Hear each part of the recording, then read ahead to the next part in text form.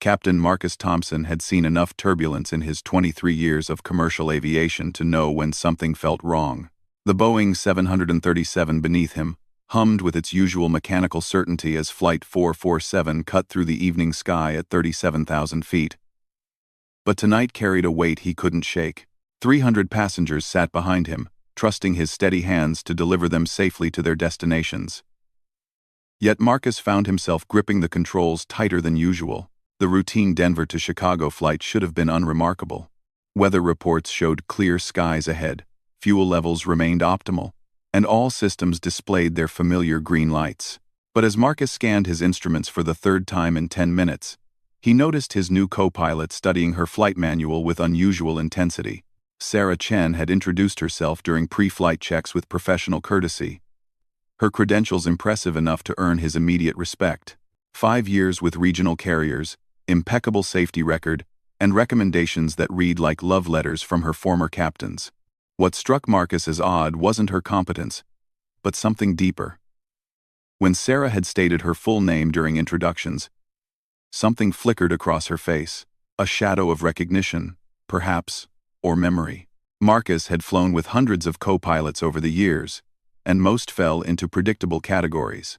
The eager rookies who asked too many questions, the seasoned veterans who could fly these routes blindfolded, and the quiet professionals who did their jobs without fanfare. Sarah seemed to belong to the latter group, yet her silence felt different, heavier. "Beautiful night for flying," Marcus offered, attempting to break the tension that existed only in his imagination.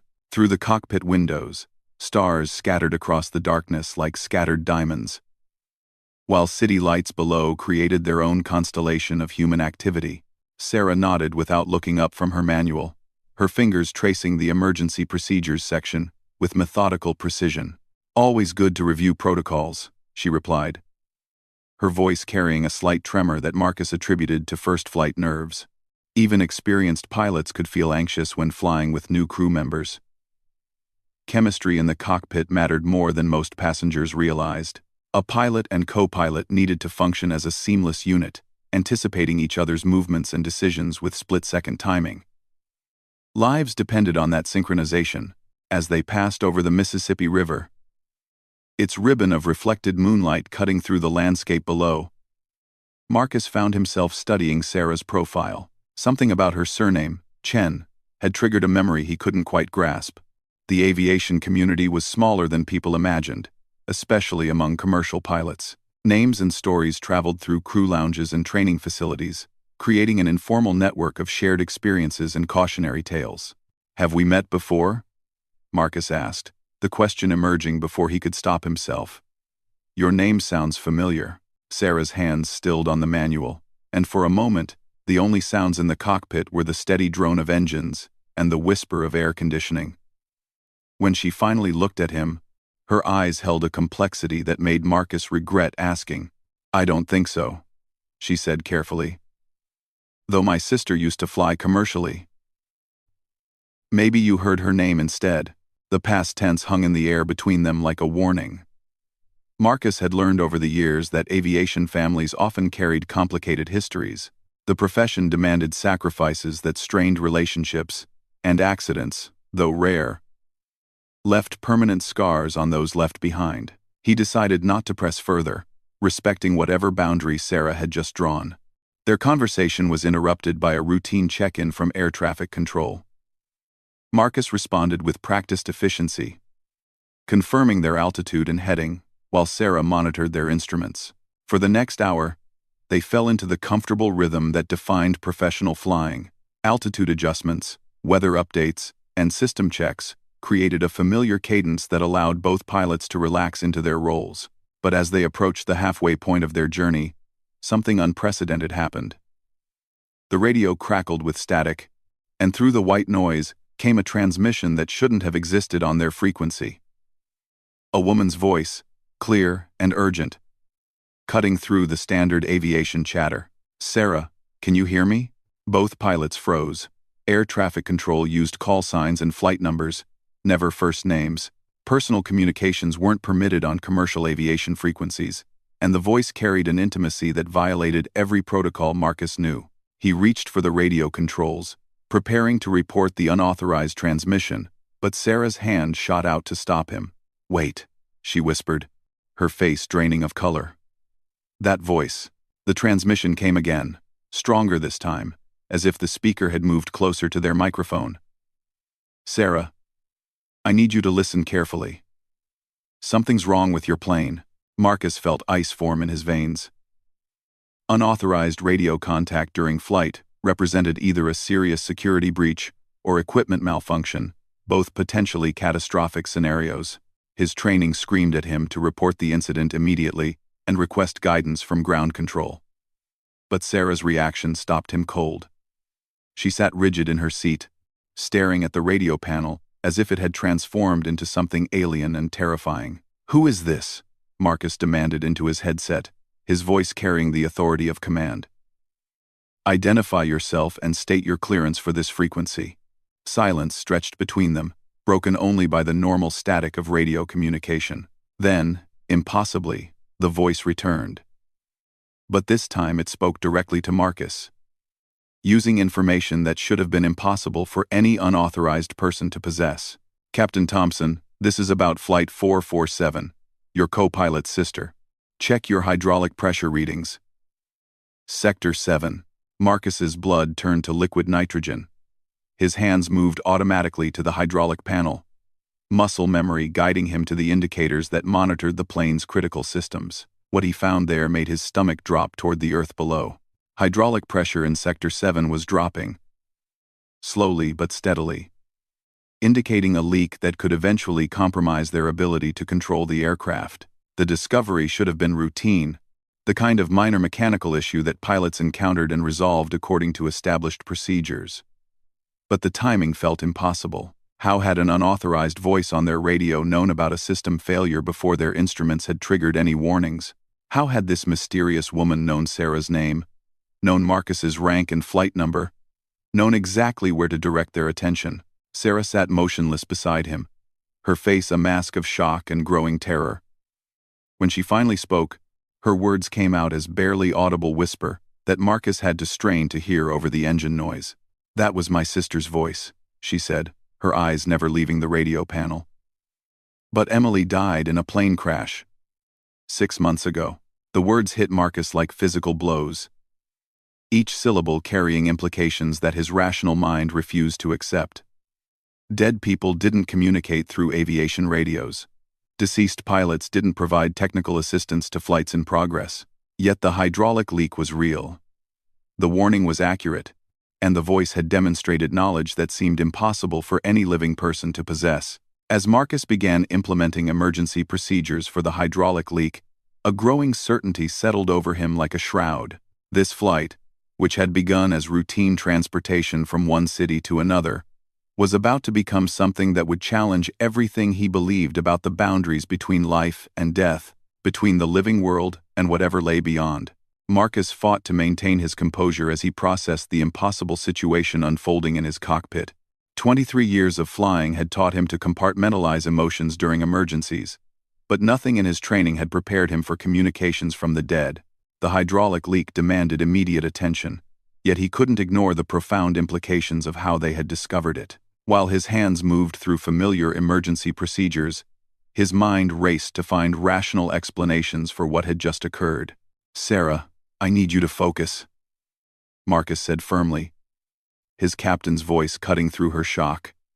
"Whatever just happened, we have a real mechanical problem that requires both of us working together. Can you do that?" She nodded slowly, her professional training beginning to override her personal trauma. Sarah's hands moved to the appropriate controls, her movements mechanical but competent as she assisted with the hydraulic system diagnostics. The leak remained minor for now, but Marcus knew that minor problems could escalate quickly at altitude. They needed to assess their options and communicate with ground control about their situation. As Marcus reached for the radio to contact Chicago approach, the mysterious voice returned, this time speaking with greater urgency. The static seemed less pronounced, as if the connection had somehow strengthened. "Don't report the hydraulic issue yet," Emily's voice said clearly. "There's more wrong than you realize." Check your fuel flow sensors. Something's been tampered with. Marcus's hand froze over the radio controls. Tampering implied deliberate sabotage, a possibility that transformed their mechanical emergency into something far more sinister. But how could a dead person know about sabotage? How could someone who had died in a crash 6 months ago provide real-time technical assistance? His rational mind insisted this was impossible. Yet the hydraulic leak had been real, and exactly where the voice had directed them. "This can't be happening," Sarah whispered, tears streaming down her face as she stared at the radio panel. "Emily, if that's really you, how is this possible? How are you here?" The response came immediately, as if Emily had been waiting for her sister's direct acknowledgement. "I don't understand it either, Sarah. I just know that I'm here, and you're in danger. Someone on your plane isn't who they claim to be. Check the fuel sensors now, before it's too late." Marcus felt his worldview cracking under the pressure of these impossible events. Every instinct told him to follow standard protocols, to report their situation to ground control and request guidance from company operations. But another part of him, the part that had kept him alive through decades of flying, whispered that maybe, just maybe, they should listen to this impossible voice that had already proven its accuracy. Moving with deliberate precision, Marcus accessed the fuel flow monitoring system. What he discovered there made his blood run cold. The fuel sensors showed normal readings, but the patterns were too perfect, too consistent. Real fuel flow varied slightly due to engine efficiency, atmospheric conditions, and dozens of other factors. These readings looked artificial, as if someone had programmed the system to display false information. "The fuel sensors have been compromised," Marcus said aloud, his voice tight with controlled fear. "Someone's feeding us fake data. We could be burning fuel much faster than our instruments indicate." The implications crashed over him like a wave of ice water. If their fuel consumption exceeded the displayed levels, they might not have enough to reach Chicago. Worse, if someone had deliberately sabotaged their systems, this might not be the only manipulation they would discover. An aircraft was a complex machine with thousands of interconnected systems, each one vulnerable to someone with the right knowledge and access. "Who has access to your aircraft systems?" Emily's voice asked, as if reading his thoughts. Who could have modified the fuel sensors without being detected?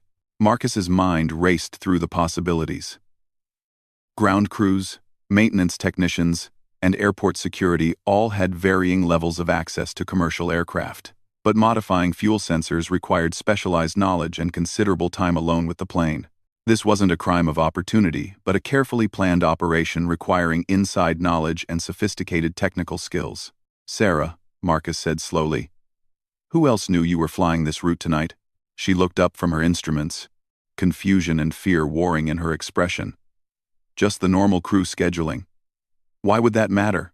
"Because someone wanted you specifically on this flight," Emily's voice answered before Marcus could respond. "This isn't random, Sarah. Someone's targeting you, using me to get to you." The pieces began forming a terrifying picture in Marcus's mind. If Emily was right, someone had orchestrated Sarah's assignment to Flight 447, sabotaged their aircraft systems, and was now using supernatural communication to manipulate their responses. But why? What could anyone hope to gain from endangering a commercial flight? "Emily, who would want to hurt Sarah?" Marcus asked directly, abandoning his skepticism in favor of gathering potentially life-saving information. "What enemies did your sister make?" The silence stretched long enough that Marcus began to wonder if their impossible connection had been severed. Then Emily's voice returned, heavy with regret and old pain. "Our father worked for the airline industry," she said slowly. "He discovered something that powerful people wanted hidden. Something worth killing for. They made his death look like an accident, and they did the same to me when I got too close to the truth." Sarah's sharp intake of breath cut through the cockpit like a knife. "Daddy didn't die in an accident," she whispered. "You said the investigators confirmed mechanical failure." "I lied to protect you." Emily's voice carried infinite sadness. "But keeping you ignorant didn't keep you safe. Now they're coming for you too. And I won't let them succeed." Marcus felt reality shifting beneath him like quicksand. If Emily was telling the truth, they weren't just dealing with mechanical problems but with murder disguised as accidents. Someone had killed Sarah's father and sister, then arranged for Sarah to be on a sabotaged aircraft, presumably to eliminate the last member of a family that possessed dangerous knowledge. "What did your father discover?" Marcus demanded. "What's worth killing 3 people to hide?"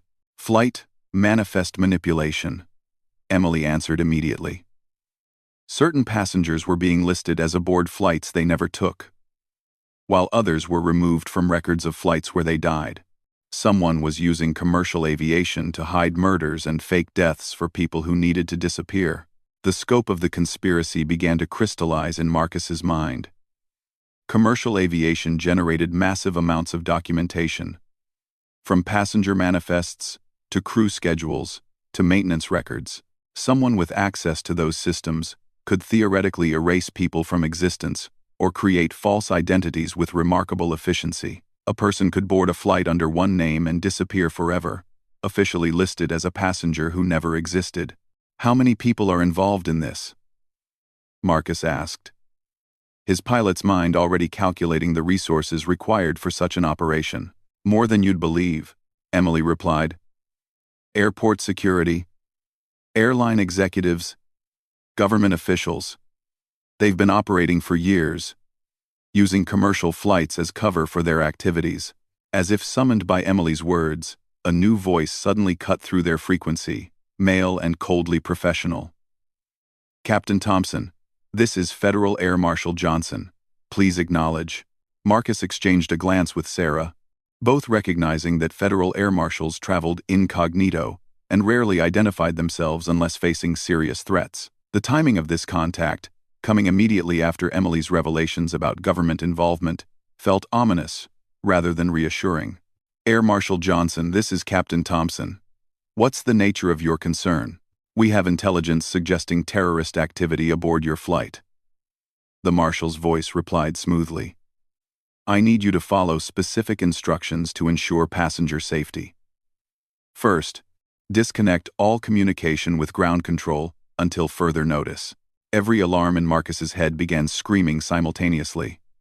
Federal air marshals worked with ground control, not against them. Cutting communication with the ground violated basic safety protocols and would leave their aircraft isolated and vulnerable.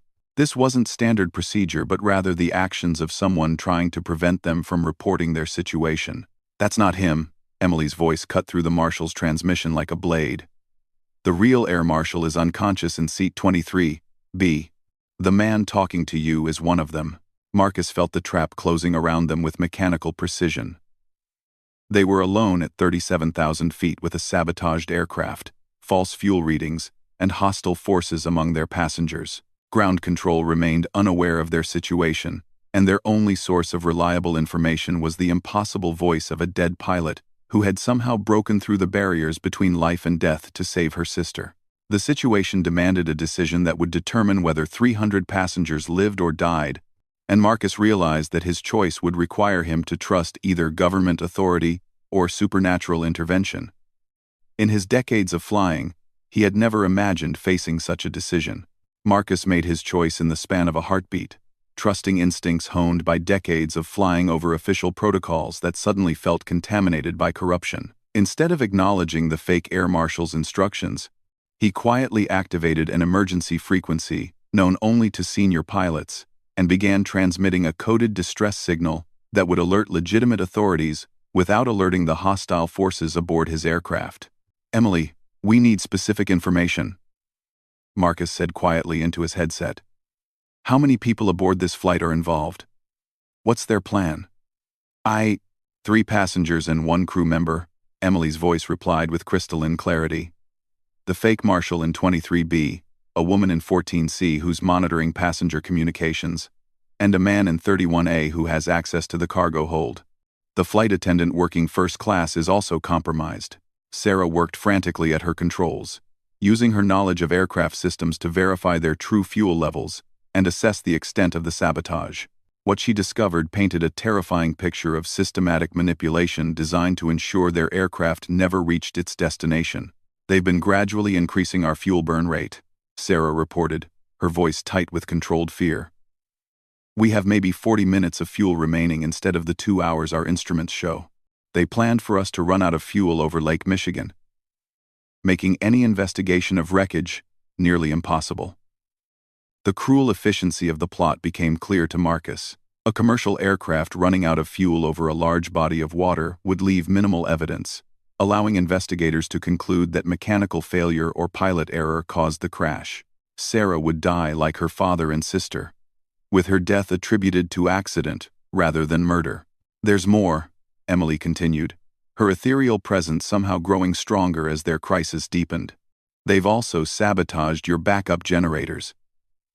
When your main engines fail from fuel starvation, you'll lose all electrical power.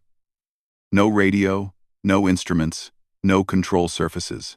Marcus felt his professional composure wavering under the weight of their impossible situation. Even with Emily's warnings, they faced overwhelming odds. Their sabotaged aircraft was running out of fuel. Hostile agents controlled key positions among passengers and crew, and their electrical systems would fail when they needed them most. Yet something in Emily's voice suggested she hadn't finished revealing their options. But there is a way, Emily said, as if hearing his thoughts.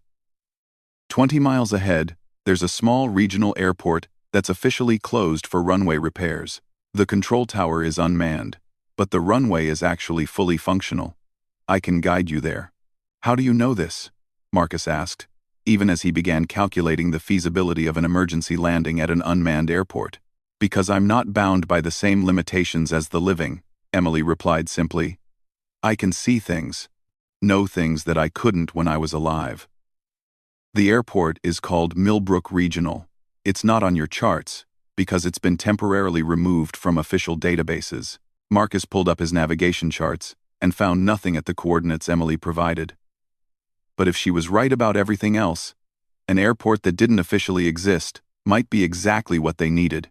The fake air marshal and his confederates would expect them to head for Chicago or attempt an emergency landing at a major airport where ground teams could be waiting. Sarah, plot a course to those coordinates, Marcus instructed, and start preparing for immediate descent. As Sarah worked to calculate their new flight path, the fake air marshal's voice returned on their frequency, now carrying an edge of suspicion and command.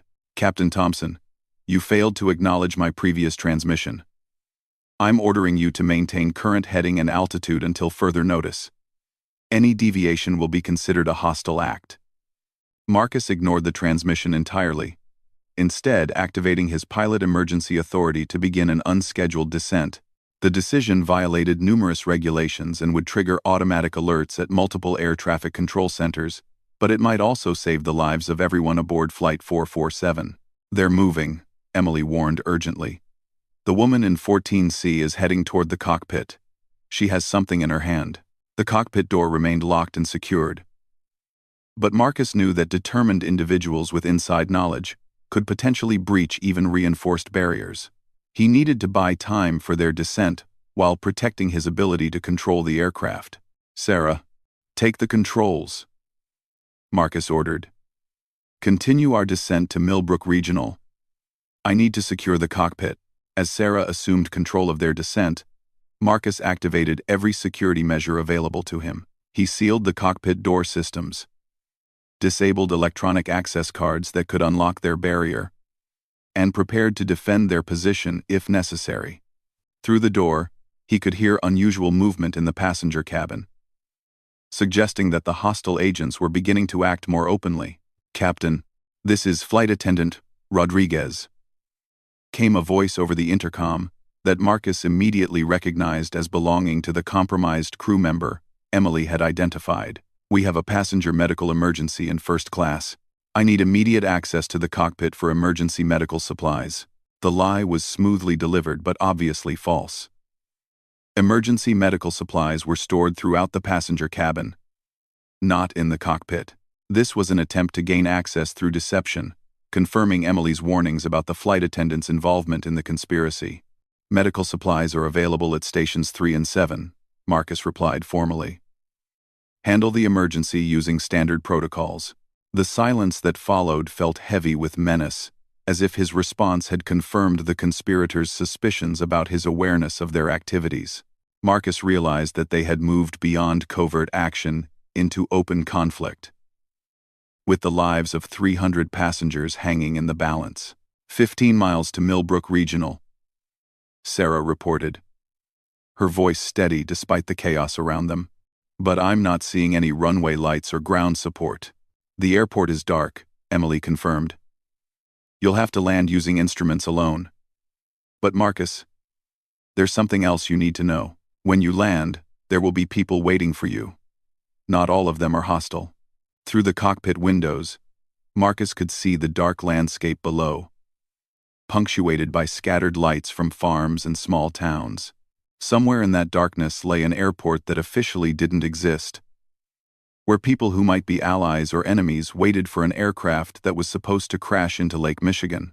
Emily, Sarah said quietly, if we survive this, will I ever hear from you again? The pause stretched longer than any previous gap in their conversation, filled with implications that neither sister wanted to face. When Emily finally responded, her voice carried the weight of final farewells. I don't know, she admitted. This connection required everything I had left. But Sarah, you're stronger than you realize. And you have allies you haven't met yet. The people responsible for our family's deaths are about to face justice, but only if you survive to testify against them. As Flight 447 descended through the darkness toward an impossible landing, Marcus realized that their ordeal was far from over. Landing safely would only begin a new phase of their struggle against forces that had killed to protect their secrets, and would kill again to prevent exposure. But for the first time since this nightmare began, he felt a glimmer of hope that truth might finally triumph over conspiracy, and that the dead could indeed reach back to save the living.